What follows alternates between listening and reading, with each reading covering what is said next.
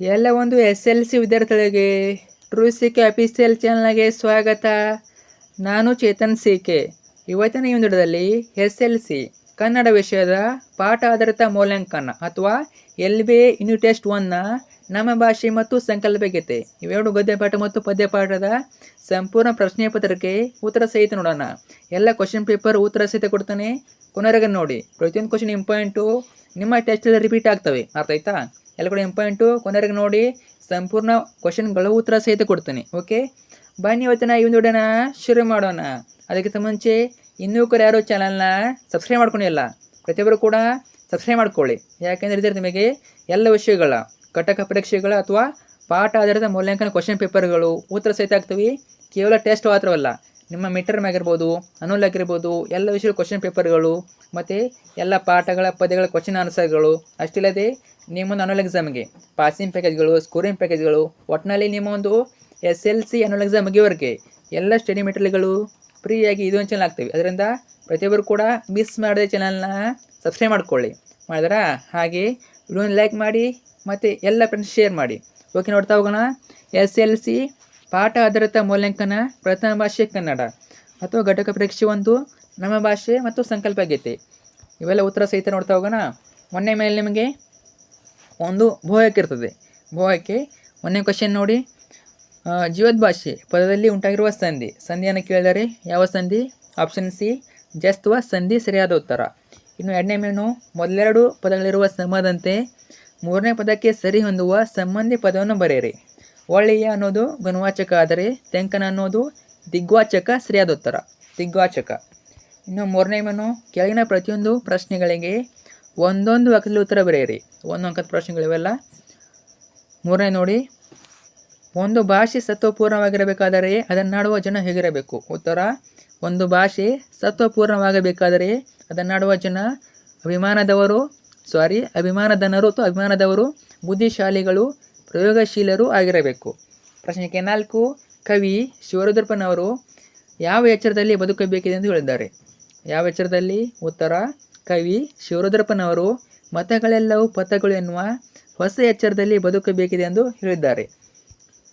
ಇನ್ನು 4ನೇ ಮೇನು, ಕೆಳಗಿನ ಪ್ರಶ್ನೆಗಳಿಗೆ 3 ಅಥವಾ 4 ವಾಕ್ಯಗಳು ಉತ್ತರಿಸಿ.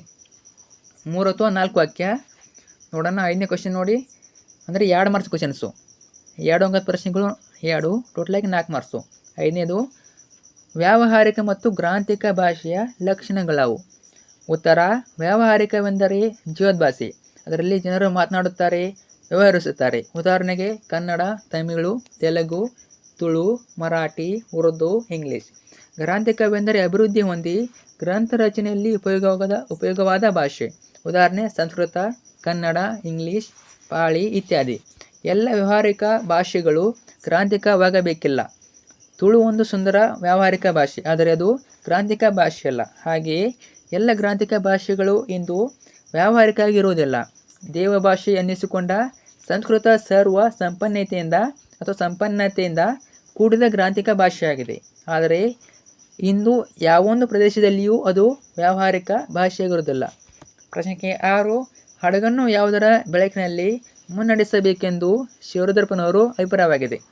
ಅವರ ಅಭಿಪ್ರಾಯ ಕೇಳಿದರೆ ಉತ್ತರ, ನಮ್ಮ ಬದುಕಿನ ಸುತ್ತಮುತ್ತಲೂ ಕವಿದಿರುವ ಕತ್ತಲೆಯನ್ನು ಕಳೆಯಲು ಪ್ರೀತಿ ಎಂಬ ಹಣತೆಯನ್ನು ಹಚ್ಚಬೇಕು. ಸಂಸಾರ ಸಾಗರದಲ್ಲಿ ಬಿರುಗಾಳಿಗೆ ಸಿಲುಕಿ ಹೊಯ್ದಾಡುತ್ತಿರುವ ಬದುಕೆಂಬ ಹಡಗನ್ನು ಜ್ಞಾನ ದೀವಿಗೆ ಮೂಲಕ ಎಚ್ಚರದಿಂದ ಮುನ್ನಡೆಸಬೇಕಿದೆ. ಅದಾದಮೇಲೆ ನೆಕ್ಸ್ಟ್ ಮೇನು, ಕೆಳಗಿನ ಕವಿ ಅಥವಾ ಸಾಹಿತಿಯ ಜನ್ಮಸ್ಥಳ, ಕಾಲಕೃತಿ ಮತ್ತು ಬಿರುದು ಅಥವಾ ಪ್ರಶಸ್ತಿಗಳನ್ನು ಕುರಿತು ವಾಕ್ಯ ರೂಪದಲ್ಲಿ ಬರೀರಿ. ಕವಿ ಪರಿಚಯ ನಿಮಗೆ 2 ಮಾರ್ಕ್ಸಿಗೆ ಕೇಳ್ತಾರೆ, 2 ಮಾರ್ಕ್ಸ್ಗೆ. ಓಕೆನಾ? 7 ನೋಡಿ, GS ಶಿವರುದ್ರಪ್ಪ ಇವ್ರ ಬಗ್ಗೆ ಕೇಳಿದ್ದಾರೆ, ಒಬ್ಬರದೇ ಕೇಳಿದ್ದಾರೆ. ಉತ್ತರ ನೋಡಿ, ಗುಗ್ಗರಿ ಶಾಂತವೀರಪ್ಪ ಶಿವರುದ್ರಪ್ಪನವರು ಸಾಮಾನ್ಯ ಶಕ 1926ರಲ್ಲಿ ಅಥವಾ 1976ರಲ್ಲಿ, ಯಾವಾಗ?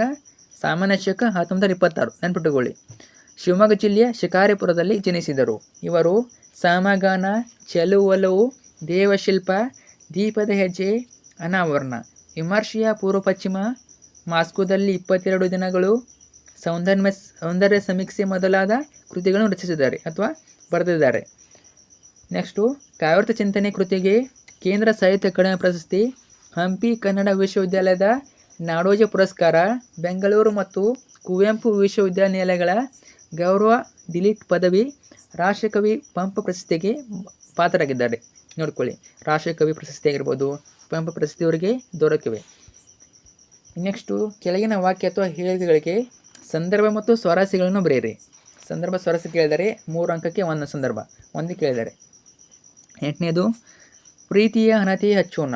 ಆಯ್ಕೆ: ಈ ವಾಕ್ಯವನ್ನು ಕವಿ GS ಶಿವರುದ್ರಪ್ಪ ಅವರು ರಚಿಸಿರುವ ಎದೆ ತುಂಬಿ ಹಾಡಿದನು ಕವನ ಸಂಕಲನದಿಂದ ಆಯ್ದು ಸಂಕಲ್ಪಗೀತೆ ಎಂಬ ಕವಿತೆಯಿಂದ ಆರಿಸಲಾಗಿದೆ.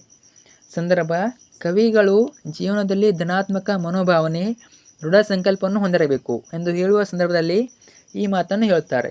ಸ್ವಾರಸ್ಯ: ನಾವು ಜೀವನದಲ್ಲಿ ಪ್ರೀತಿಯ ದೀಪವನ್ನು ಹಚ್ಚುವ ಸಂಕಲ್ಪ ಕೈಗೊಳ್ಳುವುದರಿಂದ ದ್ವೇಷರಹಿತ ಸಮಾಜ ನಿರ್ಮಾಣ ಮಾಡಬಹುದು ಎಂದು ಕವಿಗಳು ಸ್ವಾರಸ್ಯಪೂರ್ಣವಾಗಿ ತಮ್ಮ ಭಾವನೆಯನ್ನು ವ್ಯಕ್ತಪಡಿಸುತ್ತಾರೆ ಅಥವಾ ಅಭಿವ್ಯಕ್ತವನ್ನು ಪಡಿಸುತ್ತಾರೆ. ನೆಕ್ಸ್ಟು ಕೆಳಗಿನ ಪದ್ಯ ಭಾಗವನ್ನು ಪೂರ್ಣಗೊಳಿಸಿ ಬರೆಯಿರಿ. ವೆರಿ ಇಂಪಾರ್ಟೆಂಟ್ ಕ್ವಶನ್ ಇದು. 4 ಮಾರ್ಕ್ಸ್ಗೆ ನಿಮ್ಮ ಟೆಸ್ಟ್ ಆಗಿರಲಿ, ಮಿಡ್ ಟರ್ಮ್ ಆಗಿರಲಿ, ಅನ್ನೋಲಾಗಿರಲಿ ಕೇಳ್ತಾರೆ. 2 ಪದ್ಯ ನೋಡ್ಕೊಳ್ಳಿ ಇವನ್ನ ನೋಡಿ. ಕಲುಷಿತವಾದಿ ನದಿ ಜಲಗಳಿಗೆ ಮುಂಗಾರಿನ ಮಳೆಯಾಗೋಣ, ಬರಡಾಗಿರುವಿ ಕಾಡು ಮೇಡುಗಳ ವಸಂತವಾಗುತ್ತಾ ಮುಟ್ಟೋಣ. ಇನ್ನೊಂದು ಪದ್ಯ ಭಾಗ: ಮತಗಳೆಲ್ಲವೂ ಪಥಗಳು ಎನ್ನುವ ಹೊಸ ಎಚ್ಚರದಳು ಬದುಕೋಣ, ಭಯ ಸಂಶಯದಳು ಕಂದಿದ ಕಣ್ಣಳು ನಾಳಿನ ಕನಸನ್ನು ಬಿತ್ತೋಣ. ಒಟ್ಟಿನಲ್ಲಿ ನಿಮಗೆ ಪೂರ್ತಿ ಸಂಕಲ್ಪಗೀತೆ ನೋಡ್ಕೊಳ್ಳಿ, ತುಂಬಾ ಈಸಿ ಇದೆ, ಓದ್ಕೊಳ್ಳಿ. ನೆಕ್ಸ್ಟು ಕೊಟ್ಟಿರೋ ಪ್ರಶ್ನೆಗಳಿಗೆ 8-10 ವಾಕ್ಯಗಳು ಉತ್ತರಿಸಿ. 8-10 ವಾಕ್ಯ ಅಂದರೆ 3 ಅಂಕ. 15 ನೋಡಿ. ಭಾಷೆ ಸತ್ವಪೂರ್ಣವಾಗಿ ವಿಕಾಸನಗೊಳ್ಳುವುದು ಯಾವಾಗ ಎಂಬುದನ್ನು ನಿಮ್ಮ ಮಾತುಗಳಲ್ಲಿ ಬರೆಯಿರಿ. ಉತ್ತರ: ಒಂದು ಭಾಷೆ ಸತ್ವಪೂರ್ಣವಾಗಿ ವಿಕಾಸವಾಗಬೇಕಾದರೆ ಅದನ್ನಾಡುವ ಜನ ಅಭಿಮಾನಧನರು, ಬುದ್ಧಿಶಾಲಿಗಳು, ಪ್ರಯೋಗಶೀಲರು ಆಗಿರಬೇಕು. ಉದಾಹರಣೆಗೆ 4-5 ಶತಮಾನಗಳ ಹಿಂದೆ ಆಂಗ್ಲ ಭಾಷೆ ಯುರೋಪಿನ ಸಾಮಾನ್ಯ ಭಾಷೆಗಳಲ್ಲಿ ಒಂದಾಗಿತ್ತು. ಇದು ಪ್ರಪಂಚದ ದೊಡ್ಡ ಭಾಷೆಗಳಲ್ಲಿ ಒಂದಾಗಿದೆ.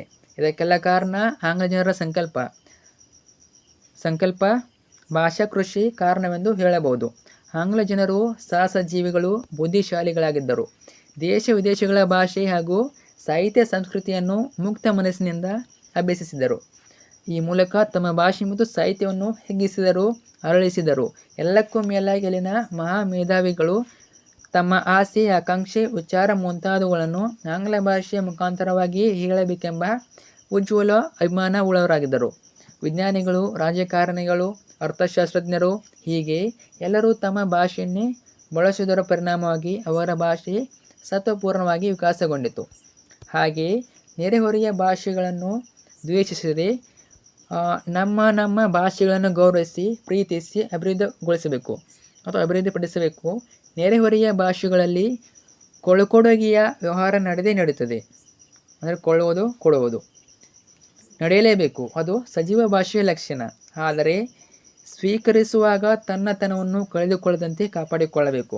ಸ್ವಾಭಾವಿಕವಾಗಿ ಗಡಿ ಜನರ ವ್ಯವಹಾರ ಸಂಪರ್ಕಗಳಿಂದ ನೇರ ಮಾತುಗಳಲ್ಲಿ ಕೊಡುಗೆ ನಡೆಯುತ್ತಲೇ ಇದೆ. ಅದರ ನೇರ ನುಡಿಗೂ ಪರಸ್ಪರ ಎರವುಗಳಿಂದ ಅಭಿವೃದ್ಧಿ ಹೊಂದಿ ಭಾಷೆ ಸತ್ವಪೂರ್ಣವಾಗಿ ವಿಕಾಸವಾಗಲು ಸಾಧ್ಯವಾಗುತ್ತದೆ.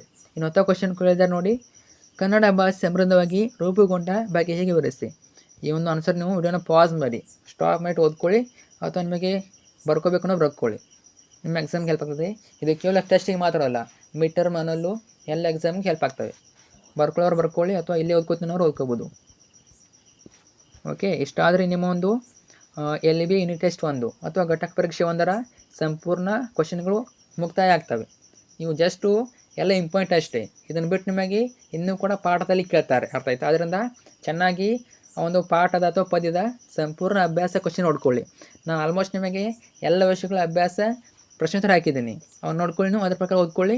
ನೀವು ಯಾವುದೇ ಕ್ವಶನ್ ಬಂದರೂ ಬರಿಬೋದು, ಅರ್ಥ ಆಯ್ತಾ. ಒಟ್ಟಿನಲ್ಲಿ ಇವೆಲ್ಲ ಇಂಪಾರ್ಟೆಂಟ್ ಕ್ವಶನ್ಗಳು ನಿಮ್ಮ ಶಾಲೆಯಲ್ಲಿ ಇವೇ ಕ್ವಶನ್ ಹಾಕ್ಬೋದು ಅಥವಾ ಬೇರೆ ಹಾಕ್ಬೋದು. ಒಟ್ಟಿನಲ್ಲಿ ಇವತ್ತು ಕೇಳ್ತಾರೆ, ಇವನು ಬಿಟ್ಟು ಬೇರೆ ಕ್ವಶನ್ ಇಲ್ಲ. ಇವನು ಕೇಳಿದ್ರು ಇವನೇ ಕೇಳಬೇಕು. ಅದರಿಂದ ಚೆನ್ನಾಗಿ ಓದ್ಕೊಳ್ಳಿ, ನಿಮ್ಮ ಎಕ್ಸಾಮ್ಗೆ ಬರ್ತವೆ. ಇನ್ನೊಮ್ಮೆ ಓದ್ಕೊಳ್ಳಿ, ಒಂದೇ ಸಲ ಓದಿ ನೆನಪುಳಿಯೋದಿಲ್ಲ. ಒಂದು 2 to 3 ಟೈಮ್ಸ್ ಓದ್ಕೊಳ್ಳಿ, ನೆನಪುಳಿತವೆ. ಫ್ರೆಂಡ್ಸ್ ಶೇರ್ ಮಾಡಿ. ಮತ್ತು ನಿಮಗೆ ಬೇರೆ ಯಾವ ವಿಷಯ ಬೇಕು, ಯಾವ ಪಾಠದ ಪದ್ಯದ ಕ್ವಶನ್ ಆನ್ಸರ್ ಬೇಕು ಕಮೆಂಟ್ ಹಾಕಿ. ಫ್ರೆಂಡ್ಸ್ ಶೇರ್ ಮಾಡಿ. Thanks for watching.